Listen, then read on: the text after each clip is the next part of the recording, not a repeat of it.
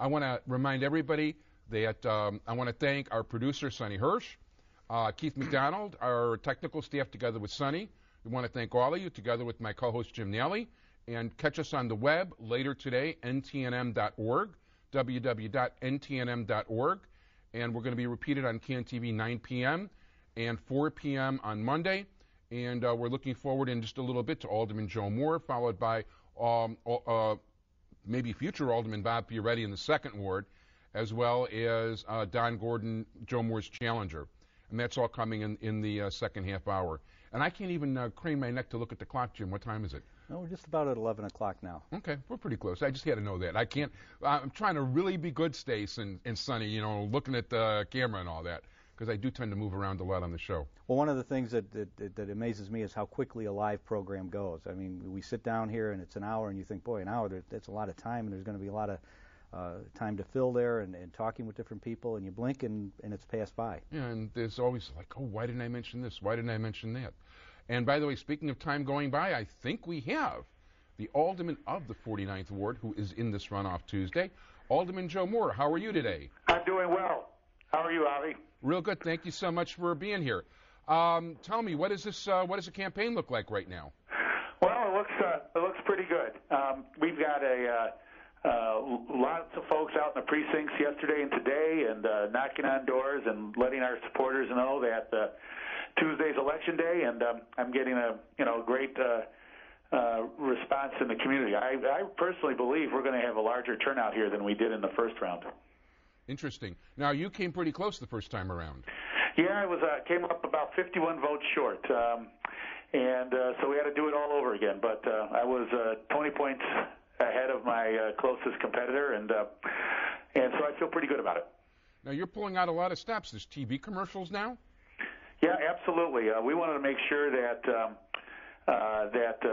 the people in my community not only knew who I was, which they have since my long years of service, but also knew who my opponent was. And they needed to know who was supporting him and where he was coming from, and we felt the most effective way of getting that message out in a short period of time was television. Now, how did you go on cable? Did you go on regular TV? No, we went on broadcast television. That's the most effective way of getting our message out over a short period of time.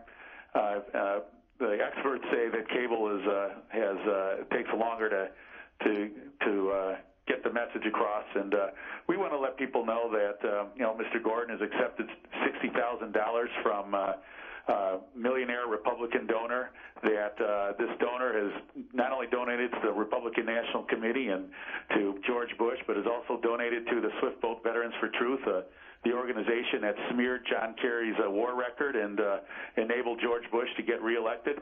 And we need to know, people in my community need to know who's providing 70% of the support for my opponent's campaign, and they need to know that he's being backed by big business Republican interests. And I think you're judged by the company you keep, and my opponent has decided to associate himself with some powerful Republican donors. Now, tell people why they should vote for you. Well, for my long record of service and my commitment to ensuring that we continue to have improvements in the community, but the improvements are for the people in the ward who live there now. We want to make sure that our ward continues to be economically and racially diverse, while at the same time we want to continue to make our neighborhood safer and bring new business development to our community. I am very committed to giving the police every tool that they need in order to battle against crime in our community and battle against gangbangers and drug dealers. And one of the most important tools they've had recently are the blue light cameras, the blue light safety cameras. And we've just put 2 new cameras up in our community to add to the 3 we already have, plus the cameras that DevCorp North has put on Clark Street. And they have had a real impact in helping make our community safer. And inexplicably, my opponent has pledged to take down the cameras if he's elected. I think that is foolish, and I think he should listen to the police and the police officials like the Fraternal Order of Police and the Police Sergeants Association who've endorsed me, and he should listen to Mayor Daley, who has shown that that these cameras have managed to reduce crime 50% in the areas where they were placed. Where are the 2 new cameras? The two new cameras are located at Ashland and Jonquil, and at Birchwood and Hoyne. They join cameras that are already located at Ashland and Howard, Damon and Howard, and Morris and Glenwood. And they have, the one at Ashland and Howard actually played a key role in providing the evidence necessary for the police to arrest 11 gang members or alleged gang members and break up a drug ring right on Howard Street. And the lieutenant who made the arrest said some of the evidence that they used to make those arrests was provided by the safety camera that was located at Howard and Ashland. Now, I myself happen to be a fan of the cameras, and I know we're getting our first ones in the 50th ward. As Miff, I think they're in already. They've been coming in the last week. What do you do the last 2 days before an election? What are you going to be doing? What are your troops going to be doing? Well, for one thing, Congressman Luis Gutierrez is going to be joining me at Fabi Restaurant on Clark Street, just south of Toohey, for a rally that's geared toward the Latino members of my community, although, of course, you're welcome, Avi, as well as anyone listening is welcome. Okay. That's at 1 o'clock today at Fabi's Restaurant on Clark Street. And then I'm going to be spending my rest of my day talking to the voters, knocking on doors, traveling throughout our neighborhood and asking people personally for their support. Everybody likes to be asked, and I don't have any hesitation in looking a person in the eye and asking them for their vote on Tuesday. Have you knocked on a lot of doors this election? Beg your pardon? Have you knocked on a lot of... Have I knocked on a lot of doors? Oh, yes, I by my own estimate, I've knocked on about 1,200 doors. Wow. That's pretty impressive. Well, this is what's great about Chicago politics. It's very grassroots oriented, and where else in this country can you have a local elected official as close to the people as aldermen are in Chicago? And I enjoy it. I enjoy going door to door. I enjoy talking to folks. You really get a good sense of where people are coming from and what their concerns are, and it's grueling and time-consuming, but it's also very helpful in helping me to do my job and helping me carry forth my agenda in the next term. Well, want to wish you a lot of luck this Tuesday, and want to wish you good. We've got two other guests, so we're going to clear the way. Any final message you want to give to your constituents right now? Well, if they are concerned with an alderman who has a track record of delivering real results for real people, I would urge them to support my candidacy. There are better things yet to come, and we're going to continue to move the 49th Ward in a forward and positive direction, and make sure that this ward continues to be home to everybody, and will continue to have a very positive impact on the city of Chicago. I want to thank you very much, Alderman Joe Moore, and good luck on Tuesday. Thank you, Avi. Appreciate it. Bye-bye. Bye. Well, Jim, okay, I guess we're moving from one guest to another. Right now, we've got the candidate for the challenger for the second ward aldermanship on the phone, Bob Fioretti. How are you today? I'm doing great. Actually having a great day so far, meeting a lot of voters all day, going from a couple of church services, and it's going to be an exciting day as we continue forging the message that we've been talking about since the start of this campaign about making sure that people have a voice in the affairs that govern them. Now, Bob, you actually were the leading vote getter in the February 27th election, which is pretty unusual for a challenger. What do you attribute that to? I think it was the hard work. We were out in every precinct. We've been going door to door. My opponent, the incumbent, says you can't go door to door to all the homes where the registered voters are in this ward, and we've proved her wrong. We've proved her wrong 6 times. My opponent has been asleep at the switch on a lot of issues, and she is just missing the message that the residents of this ward are talking about better schools, about having a say in terms of what happens in the streets to make sure our streets are safe. Right now I'm outside of Crane High School, which is, 3 weeks ago was a site of a shooting. We need to improve our schools. We need to make sure our kids are safe when they go to schools. We need to reinstate the property tax cap. My opponent got on the tax cap bandwagon almost 6 months after we were calling for the reinstatement of the tax cap. And, more importantly, she has not attended any of the police or fire committee meetings in the last 2 years, and she's missed 80% of the finance committee hearings, and she has left us without a voice on important public safety, tax, and budget issues that affect this city. And yet taxpayers still have to pay her $100,000 salary. What are the boundaries of the Second Ward? Oh, it is the most carved up ward that we have. In Chicago, something carved up? No, yeah, that's right. I'm sorry, that's for sure. You know what? As you look at it, I mean, clearly it was designed to keep an incumbent in, and it starts at 37th, one side of Prairie, one side of Calumet, and Giles going straight up. It takes in McCormick Place, Soldier Field, the museum campus.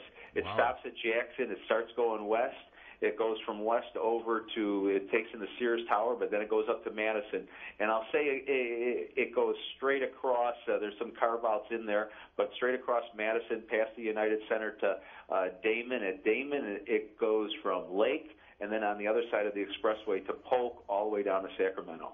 Now, Bob, it's a very diverse area, too, in terms of the population and economic strata and things like that. And I know you've got a long background in civil rights litigation and working in cases. What skills have you learned there that would you be able to bring to the table as an alderman representing all the people in that ward? Yeah, Jim, that is a good question because I think it hits the issues head on. It's the ability to represent those that don't have a voice. And that is what I'm planning on doing, to bring the voice for all people across this ward, whether it's on the west end, the south end, the east end of this ward. We need a real leader and someone with experience necessary to make sure our city benefits, our ward benefits, and the people in this ward benefits. Camera-wise. I want to remind everybody, by the way, that even though this show is live right now, we'll be on the web later this afternoon at www.ntnm.org. It'll be replayed 9 p.m. tonight on CanTV 19 and Monday 4 p.m. What made you decide in the first place to run for alderman? You know what? I think it was a combination of events. But one, I've always tried to make a difference in people's lives and make sure that people have a voice. And, it goes back to when I was in college. I was a student body president at the University of Illinois, and it was the first attempt way back in the 70s that we went to the legislature to put a student trustee on the University of Illinois' Board of Trustees. We weren't successful at the first round, but we were later successful. And as you probably know, all land-grant institutions, all public universities now in Illinois have voting student trustees on their boards. And I think it was because of that effort. But I found a lack of leadership on all of the important issues that affect this ward by this alderman. Her failure to attend the meetings, her failure to show up at committee meetings, her taking hundreds of thousands of dollars from developers and not listening to the community. These were a combination of issues that just said that this ward needs real leadership as we deal with the problems that face us here. Bob, you mentioned your role at the University of Illinois, and I know you've been extremely active as an alumnus of Northern Illinois University. What role as an alderman do you see in terms of education in the city of Chicago? Yeah, this alderman thinks, and she has said publicly, aldermen can't have a role in education. I think she's wrong. We need to create lower class sizes. We need to lobby for more funds for our schools. We need to come up with innovative ways to solve the problems of gangs and crimes that are endangering parts of our ward. In the last 6 weeks, there's been two significant drug busts, one in the Obla homes and one on 2900 block of Wilcox.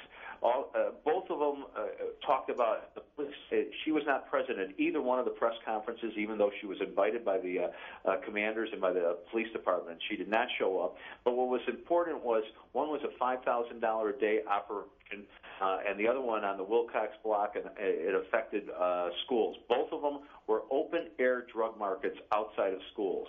And, that kind of behavior must end. And if she would have traveled the ward, if she would have traveled the areas, she would have found out the problems that this ward faces. We have serious problems. We have rising taxes that people are being forced out of their homes. This election is about real people who have real problems, who need real leadership. And I'm planning on providing that after Tuesday when I am elected alderman on Tuesday. And what do you do the rest of the day? What does you and your staff do Monday to prepare? We're going to be having our Get Out the Vote operation. The rest of the day, I am going to another church service right now, and I've been asked to speak to another church later this afternoon. I've got an outdoor community meeting, and I'm going door to door and finish going door to door. It looks like we may have some good weather. It won't be as cold as yesterday, and I enjoy meeting the voters because most of the people in this ward, who the longtime residents for 40 or 50 years on the west side to those new people that have moved in, have never seen a political candidate come to their home. And it's enjoying to sit there and talk with them, talk about the problems they face, what kind of solutions they want to offer, to have their input in solving problems. And I'm looking forward to the rest of the day as we go forward. I know my opponent she tried doing some door-to-door recently, and if she would have been doing it a long time ago, she would have been finding out what the real issues are in this war. And I am proud of the campaign that we have run. We've run an issue-oriented campaign. We have run a campaign that talks about the issues from education to health care, to rising taxes, to crime, and how we deal with those issues, about creating a green city, about making sure people have a voice in all of the affairs, including the development that goes on. There's more development that goes on in this ward than I think all of the wards combined. And, we see now with the Olympics becoming a real possibility that this ward, just like the whole city council, needs real leaders to represent them. And I am looking forward to working with the residents of this ward to find solutions to the problems here. I want to ask you, Bob, because Avi and I were talking earlier about negative campaigning, and I expressed my view that I think it's really kind of peaked and people are tired of it. And I know in your race in particular, there's been a lot of negative things thrown at you. Are you getting that same feeling that that's just bouncing off people? They're just tired of it and they really want to hear positive things? Jim, you're absolutely right. And wherever we go, as we've been knocking on doors, and one of the services that I was at, they were just tired. An individual came up to me and said they were just so tired of the campaign she's been conducting. And we have run an issue-oriented campaign, not one based upon vicious, personal, slanderous lies. And that's what this alderman, she's a desperate politician, and desperate politicians do desperate things. And we're seeing it. And so I'm looking forward to representing the voters on issues and as we go forward, issues. Well, it definitely sounds like you've got it together, and I want to wish you a lot of luck Tuesday. Thank you. Given the fact that you did lead, of course, everybody's got to vote over again, but it sounds like you've got a real good shot at being the next second ward alderman here. Well, as you say that, let me just tell you a couple follow-ups that have happened. Right after the election, I received over 100 emails from people that voted for other candidates and said they were going to be supporting me in this election. In addition, I started receiving service requests from people because they have been so neglected in this ward, and they're looking for new leadership. And yes, I know we are going to have a victory on Tuesday. I'm looking forward to it. As long as we get all of our voters out, it's going to be a great day, and I appreciate the opportunity to talk to everybody now. Bob Fioretti, candidate for Alderman, 2nd Ward. Good luck on Tuesday. Thank you. Best of luck, Bob. Thank you, Jim. He's got it together, that's for sure. One thing you can see about Bob, when he puts a program together, it's very well thought out, and there's obviously he knows what the points are he wants to make, and he's been making those points. And obviously on Tuesday, the voters in his ward are going to get a chance to vote on that as much as anything else. Yeah, I'm going to talk a little bit about the 50th Ward race now because we still have Don Gordon calling in, and I don't know how much chance we're going to have at the end, but of course I want to just state my own particular great love for Alderman Bernie Stone, who I have found to be a really terrific alderman start to finish. Anybody that, if people come to see him, I'm not even going to get into that. The fact is he's been responsive. There's a lot of buildings. People really need to get out Tuesday and take advantage. People don't always appreciate what they've got, when it's around. And people take for granted all these improvements that are coming, but the improvements along Devon that are coming, and the 2E TIF, and the increase in education and classrooms, and not to mention all the positives. I mean, I was going to start a blog. I even posted it on some of the shows earlier. And the reason I didn't do the blog was because all the meanness I saw on the web from these people. I was looking at some of the blogs yesterday through this Illinois thing or whatever, through Capital Facts. And Bridget Dooley, who was the field director for Greg Brewer, who basically does not like Alderman Stone at all, even said it's like, hey, dull our people. You stop being, anal orifices, I think is the way she put it, but she used the actual words because she herself understood that this was just too much. The negativity, the meanness from these people, this is something that, we want to build something positively in our ward. That would be the best thing. And you know what? That's one of many reasons why I like Alderman Stone. This is what I liked about Fioretti also. There were a lot of things. He's actually knocked down those doors and talked to people. Well, I personally think an election is not about what's happened in the past. It's what's going to happen in the future. And that is really why I think it's important, for candidates. I think a lot of candidates listen to these consultants and these pundits who tell them attack your opponent and tear the other person down. But what resonates with people is not so much about somebody calling names to another candidate, but saying, okay, what are you going to do? If you're not happy with this candidate that you're running against, what are you bringing to the table? What are your plans? What are your ideas for the next 4 years? And I think that's what people should look at in all these runoff elections. Get by all the noise and look at the idea that, okay, there's 2 candidates now in 12 different wards. Which of these people going forward is telling me what they're going to do of a positive way, what ideas they've got, what plans they have to make things better, so that in 2011 I'm going to be living in a better ward than I'm living in 2007. Very much so, and I think the word you mentioned that's important here is plans, because, for instance, okay, it's one thing to say like Stone's opponent will say something like, well, I want better schools, and I want better police. Okay, how? There's no how.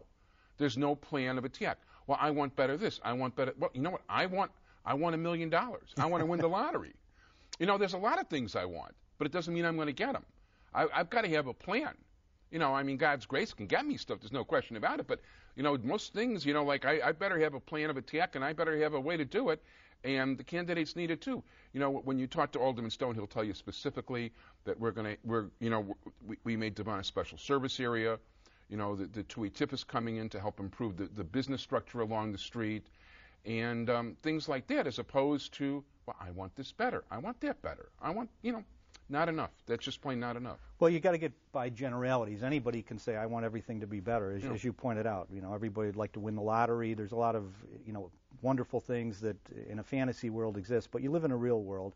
And again, I think that's what people need to focus on in the next 48 hours before they're going to the polls is, whatever ward you're living in, what people are out there giving a positive spin, saying this is my plan.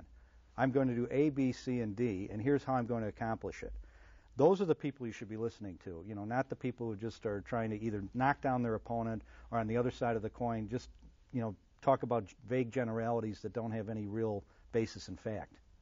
No, there's no question about it, and it's people with plans like that. Those are the people you can look forward to the future and admiring what they're doing. Well, I want to remind everybody, first of all, that our regular show, the Northtown Neighborhood News Magazine, is on every single Thursday at 7:30 p.m., Friday at 2:30 p.m. on Channel 19 on CAN TV in Chicago. This is a Sonny Hersh special production. And by the way, I forgot my coat. Sorry about that today. It's busy in my house somewhere. My co-host, Jim Nally, has been great. I want to thank the producer. I'm saying this early in case we're hoping Don Gordon's still going to call, but we know we're running out of time. So I'm giving these now so I won't have to worry about them later.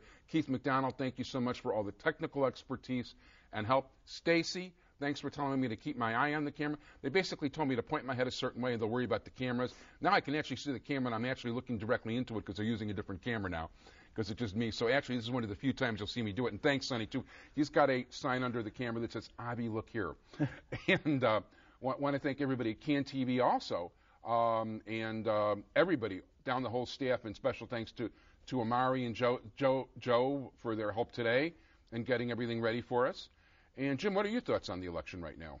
Well, I think there probably will be a lot of high turnouts, which is, sometimes people think in a runoff because, again, there's not a mayor's race or a big high-profile race. But I think in these particular wards, there are enough local issues that people are saying, I am interested enough that I'm going to get out there, or maybe they've even early voted already and taken care of that. But I think you're going to see a turnout that's going to exceed, in most of these wards at least, exceed the turnout that we had in February. And I think that's very healthy for democracy because that means that people are attuned to the fact that probably of all the offices in government, the one that is on the front line in terms of the first office holder, first public official that people deal with, it's their alderman. And what happens in that, that 60,000 person ward that they live in, day to day has the most effect on their life, even more so than what happens in Washington or anywhere else. That's very true, and I don't think people begin to realize that at all. The fact is that nobody in Washington is picking up my garbage. If my street's dirty or the streets need, plowing or anything like that, or infrastructure improvements, that's not coming from Washington. That's not coming from Springfield. As a matter of anything, Springfield and Washington will probably help hurt, whatever might be going positively. Well, Bernie Stone had an old saying he used to use, and I'm sure he still does. He says, for most people, the most important thing is that 30 foot of frontage in front of their house on the street. What happens out there? Is the garbage picked up out there? Are the street lights on? Is the sidewalk in good condition? And when you think of that, it's all local that way. And if everybody is concerned about what's happening in their immediate area, and then that multiplies from one house to the next and block to block, and that spreads throughout an entire area, that's really the building blocks of society. No, there's no question about it, and that is the single most important thing, and that really is where people live, and that's where people really are affected. And I want to urge all of you out there this Tuesday, if you're in one of the places with the runoff, to vote, especially if you're in the 50th ward, to vote for Alderman Bernie Stone. And in the 2nd ward, I know Jim's a big fan of Bob Fioretti, and I was very impressed by what Bob had to say. I actually met him once at a Cub game, but that wasn't real talk like we had today. Well, I think it's interesting too because we've got Bernie Stone, who's bringing 3 decades worth of experience, and then we've got somebody like Bob Fioretti, who's very eager to get on the city council and start making a difference. And it's good to have that mix. You need experience and you need people coming in with new ideas. I think that's why there are 50 aldermen. Every ward, obviously, an alderman his first duty is to represent the people in his own community, but it's a bigger picture too, and people have to realize that. And you need to bring people from very diverse backgrounds with very diverse experiences together, because out of that comes the synergies that will bring things like the Olympics to fruition. And I think it works very well that way when you've got different people who understand things in different manners doing this. I think it's just great for societies in general. If people learn properly from other people, and that does happen quite a bit of the time, or learn how to work with each other, just great. In the meantime, we're sorry Don Gordon couldn't join us. I do want to thank Alderman Joe Moore very much from the 49th Ward who joined us. Of course, I urge all of you to vote for Alderman Bernie Stone. And Bob Fioretti, I don't live in the 2nd Ward, but I think I definitely would vote for him if I lived in that area. I want to thank my co-host, Jim Nally. I want to thank Sonny Hersh, our producer, as well as Keith McDonald, who did all this great technical stuff for us. Thank you, everybody at CAN TV. People don't realize what a terrific thing CAN TV is. Oh, and by the way, call your state rep and call your state senator to tell them to oppose the cable bill that AT&T is proposing, which I believe is House Bill 1500. Oppose that bill and keep cable access going. I'm your host, Avi Meyers, and we want to thank you so much.